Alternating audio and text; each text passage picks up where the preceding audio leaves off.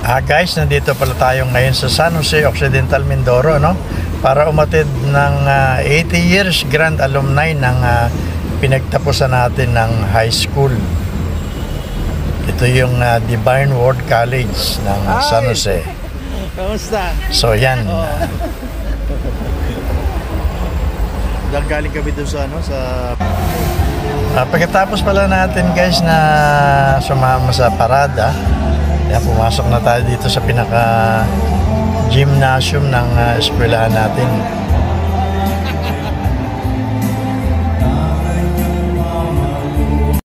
At yan guys ang ating mga batchmate.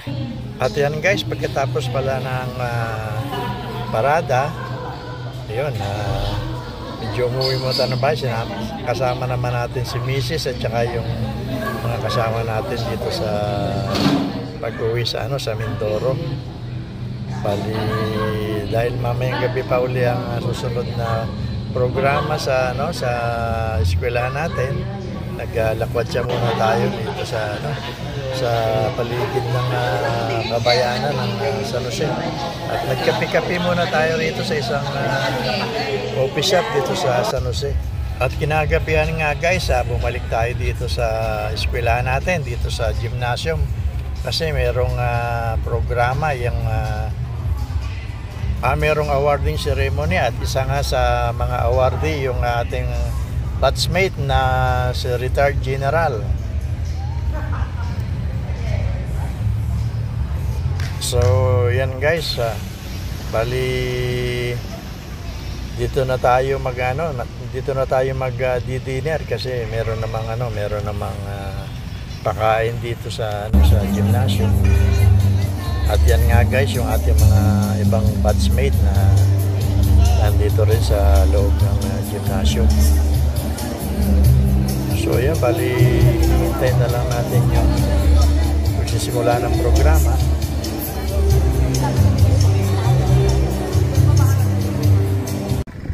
So guys, kinabukasan naman pumunta tayo dito sa isang lugar dito sa sa Magsaysay, kung saan tayo lumaki, kung saan nagkaroon tayo ng pagkakataon na puntahan uli itong lugar na ito na inalakihan natin. At pinuntahan din natin yung tinatawag na Bukal. So nung tayo maliliit pa, lagi tayong pupunta rito sa tinatawag na Bukal na ito para magpainom ng mga alaga natin, mga kalabaw. At naliligo na rin tayo rito sa sa lugar na ito. Pero nung mga panahon na yun, hindi pa ganito kaganda itong hindi pa nade-develop itong pinakabukal. Pero sa ngayong panahon medyo maganda na ito.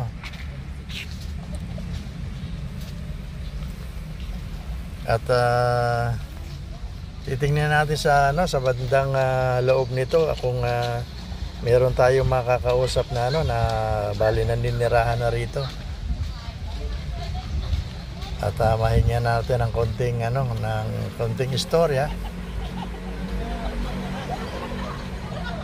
Masarap maligo dito guys dahil napakalamig ng tubig at saka napakalinaw.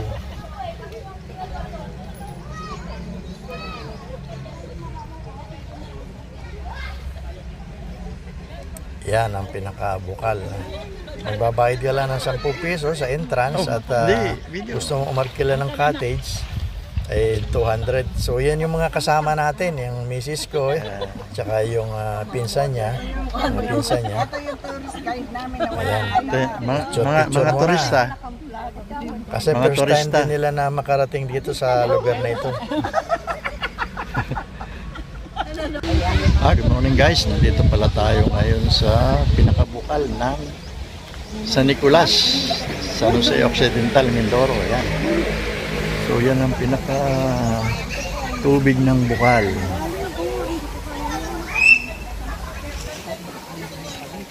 Yan mga kasama natin, mga asawa ko, pinsan niya, mga pinsan. So yan guys. Dito naman sa kabilang parang ilog, pero yan pinapasok yan ng tubig dagat. Hindi katulad dito sa Bukal na talagang ito tabang ang dito pinakatubig.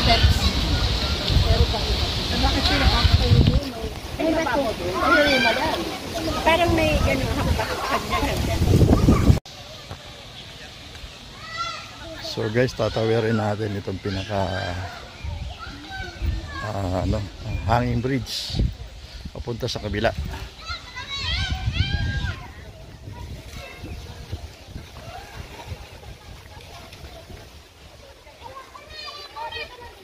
So minsan guys, na panood ko yung rito, yung vlog ng Harabas. Yung mga Harabas, taga rito yan sa San Jose. Ayan kahoy pero makakapal na na tabla ginamit. Ayan, ito yung pinakasanga galing sa Bukal at yung pinakailog na pinapasok ng alat.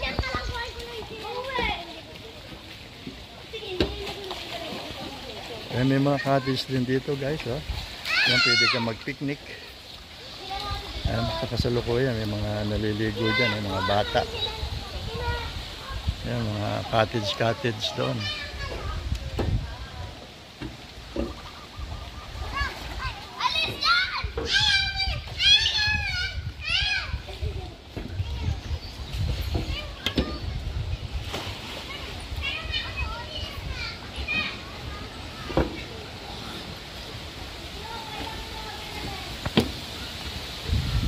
Talangin natin yung mga ibang rito nakatira.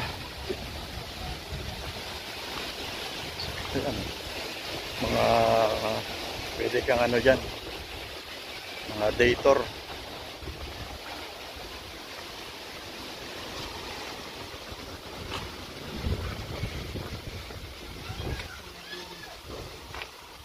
Ibang iba na pala rito Kung sa ano pa nagkuhan na. Nag-develop na. Develop Oo. na. Kasi ako taga Bulo. Diyan ako lumaki. Bulo po dyan? Oo. Ano po yung apelyido niyo? Magat. Mga pinsan ko yung mga nandyan lahat. Magat. Oo. Nung bata ako, ito, puntahan na. Pero yung Bukal niyan, wala pang mga ganito. Ano pa lang yan. Paliguan namin to dati. May kahoy dyan. Mga bata kami. Nagdadive kami dyan. Ano po yung sa Bulo? Iba, yung Signi dyan sa Bulo? Oo, mga pinsan din namin yan. Mga insigni. Salis. Kilala sila dati sila Kumanuleng. Oo po, kilala ko. Chakliring. Si Ninong Panseng yung kwan. Ayun, siya na Wala Pansing. na po yun Kasi Wala na yun. Pati si Chuberting, wala wala na. na. Yung bahay Marcelo. ang bahay namin, bahay ng Chuberting.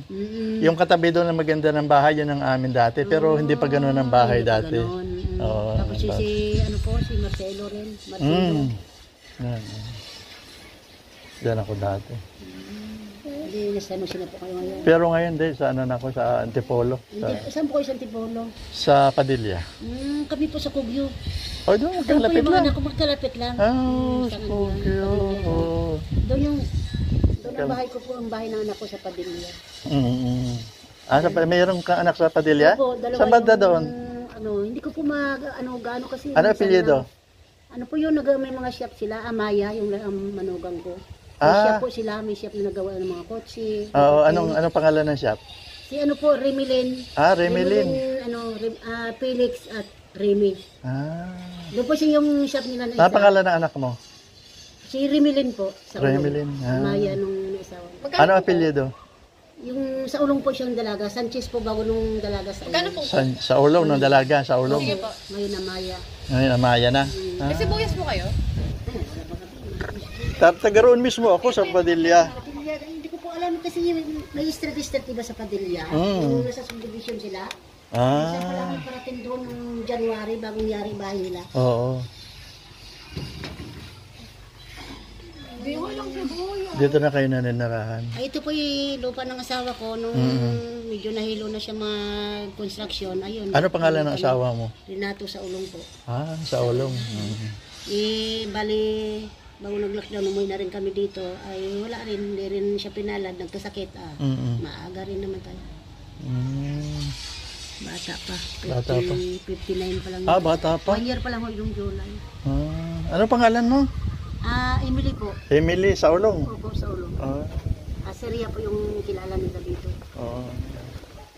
Hindi ko po alam kasi yung basta sa amin, street kasi sila, yung bahay nila.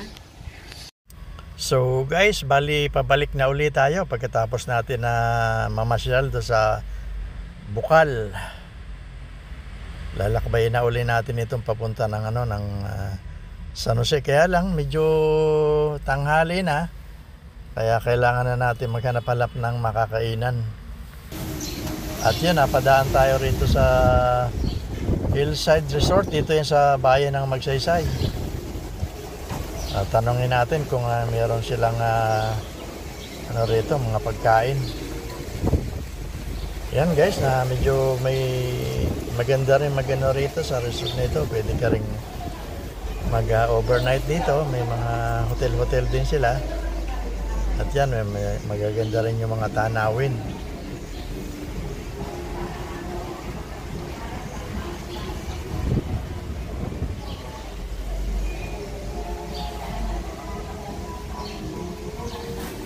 So yan guys, kasi ang hinahanap natin yung at least makahanap tayo ng yung may isda.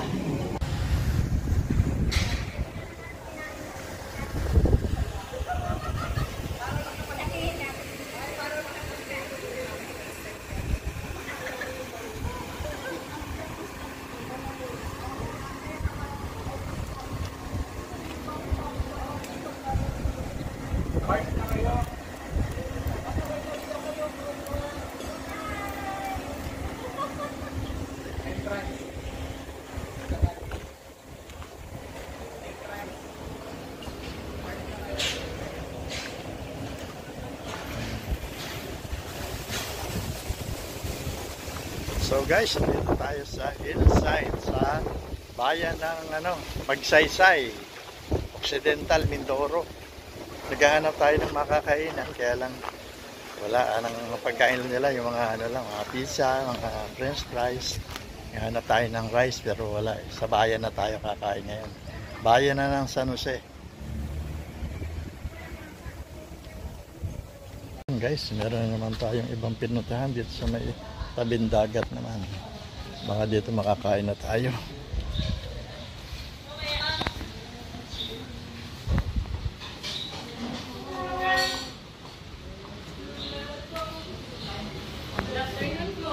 Ito naman.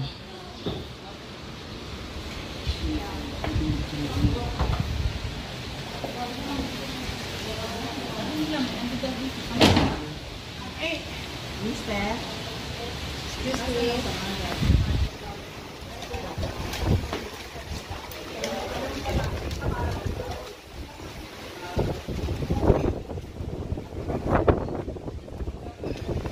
Maharlika Hall. Pwede ka rin mag-stay dito. Yan, parang hotel. Tapos tabing dagat pa.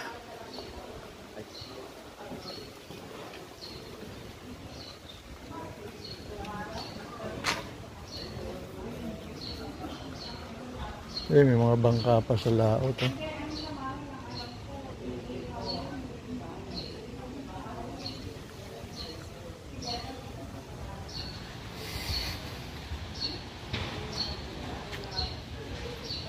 Kaya lang medyo mainit na araw, kaya hindi na tayo makakapunta ng tabing Aplaya. Dito na lang tayo.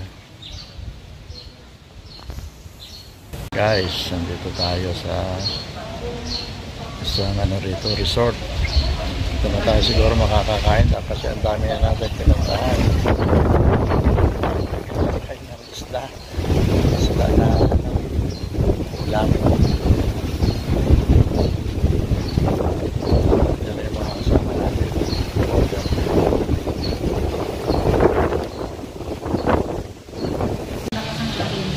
So yan, sa wakas guys, nakatagpo rin tayo ng mga isda. Yan, mga pananghalian ngayon kahit late na. Pero at least yung ating nahanap na ulam, ito makapagkaloob sa atin. So thanks God. So yun guys, ito na yung pinaka last day ng ano natin, ng pinaka Grand Alumni. Ito yung beach party dito sa tinatawag na Aroma Beach. So nandito lahat yung mga yung mga graduate ng Divine na umattend ng alumni at nandiyan yung mga batch ko. So makikihalubilo tayo rito sa pinaka beach party na ito. May mga may mga kantahan. At saka siyempre, medyo may konti-konting inuman.